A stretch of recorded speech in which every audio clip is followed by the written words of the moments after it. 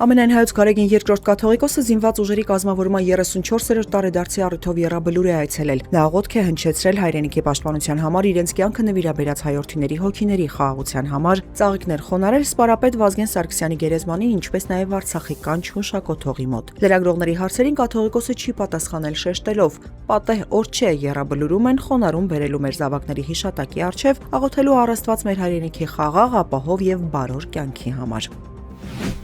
ՀԱՊԿ-ի հետ հարաբերությունները փչացրել է այսօրվա իշխանությունը Նիկոլ Փաշինյանը, երբ ձերբակալել է ՀԱՊԿ գլխավոր քարտուղարը Յուրի Խաչատուրովին։ Նման կարծիքի հայտնել Հայաստան խմբակցության պատգամավոր Սեյրան Օհանյանը, անդրադառնալով ՀԱՊԿ-ին ուղղված Փաշինյանի մեղադրանքներին։ Ինչ վերաբերում է այլ երկրների սպառազինության ձեռքբերմանը, Օհանյանի պնդմամբ ՀԱՊԿ-ը այդ հարցում չի խանգարել, հակառակը էժան սպառազինություն ենք գնել։ Պատիվ ունեմ խմբակցության քարտուղար Տիգրան Աբրահամյանն էլ կարծում է, ՀԱՊԿ-ին ուղղված մեղադրանքները հասարակությանը շեղելու համար են։ Հայաստանը Թուրքիային միջազգային հետախուզման մեջ գտնվող հանցագործի է փոխանցել Թուրքիայի ներքին գործերի նախարար Ալի Եռլիքայան հայտարարել է, որ ընդհանուր առմամբ երկիր է բերվել միջազգային եւ ազգային մակարդակով կարմիր ծանոթագրերով հետախուզվող 14 հանցագործ։ Նրանց փոխանցած երկրներն են Հայաստանը, Վրաստանը, Գերմանիան, Խորվաթիան եւ Չեռնոգորիան։ Իրանի արտգործնախարար Աբբաս Արաղչին հերքել է ԱՄՆ նախագահ Դոնալդ Թրամփի հայտարարությունը, թե Թեհրանը վերջին օրերին մի քանի անգամ դիմել է Վաշինգտոնին բանակցություններ սկսելու խնդրանքով։ Արաղչին նշել է, որ կապի մեջ են միջնորդ պետությունների հետ, խորհրդակցությունները շարունակվում են, միաժամանակ ընդգծել է, ԱՄՆ հատուկ բանագնաց Սթիվ Ուիտկոֆի հետ վերջին օրերին շփումներ չեն եղել։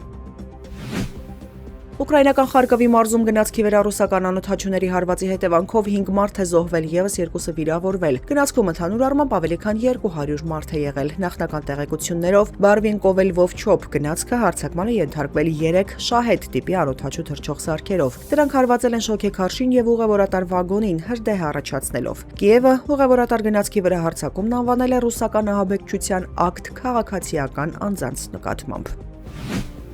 Ամերիկյան ռազմավարական եւ միջազգային հետազոտությունների վերլուծական կենտրոնը զեկույց է հրապարակել, որում գնահատել է Ուկրաինայի եւ Ռուսաստանի միջև պատերազմում զոհված եւ վիրավորված զինծառայողների ընդհանուր թիվը։ Դրա համաձայն 2022 թվականի փետրվարից, երբ սկսվեց լայնածավալ ներխուժումն Ուկրաինա, ռուսական կորուստների ընդհանուր թիվը կազմում է մինչև 1.200.000 մարդ, այդ թվում 325.000 զոհ։ Նշվում է, որ վիրավորների թվի հաշվարկը զգալիորեն ավելի դժվար է, քանի որ վիրավոր ռուս զինծառայողները հաճախ բուժումից հետո կրկին ուղարկվում են ռազմաճակատ։ Ինչ վերաբերում է Ուկրաինային, այս դեպքում ընդհանուր կորուստների թիվը գնահատվում է մինչև 600.000, այդ թվում 100.000-ից 140.000 զոհ։